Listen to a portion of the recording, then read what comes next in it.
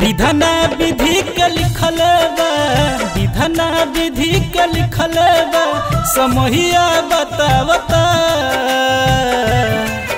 ई दहेजवे खाती भैया लोग बेटी जरा बता, ई दहेजवे खाती भैया लोग बेटी जरा बता।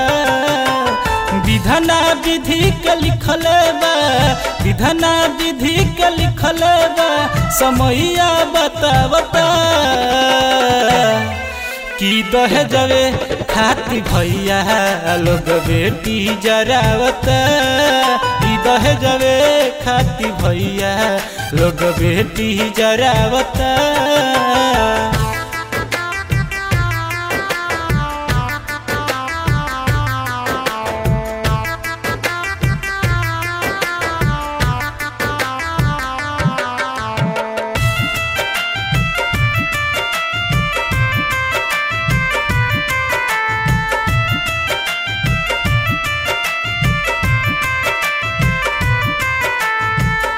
बोला गरीब इतना दिहका दहेज हो, करेला शादी बात कके परहेज हो।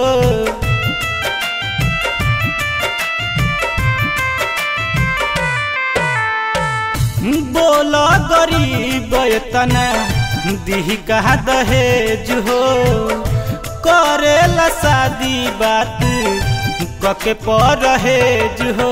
सूते न पावे रत रत भर, सूते न पावे रत रत भर, चिंता सतावता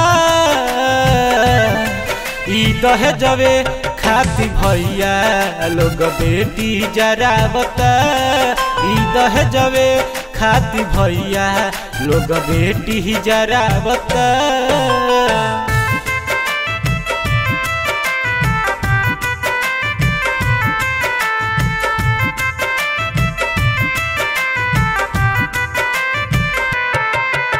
म्यूजिक बाय मंटू मनीष।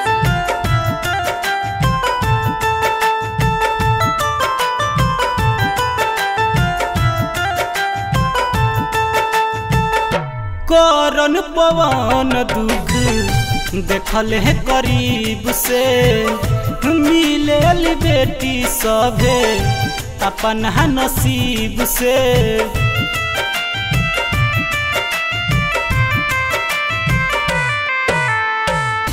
करन पवन दुख देखल है करीब से, मिलेल बेटी सभे अपन नसीब से। लिखे लखन गीतिया के, लिखे लखन गीतिया के, पवन गाई के सुनावता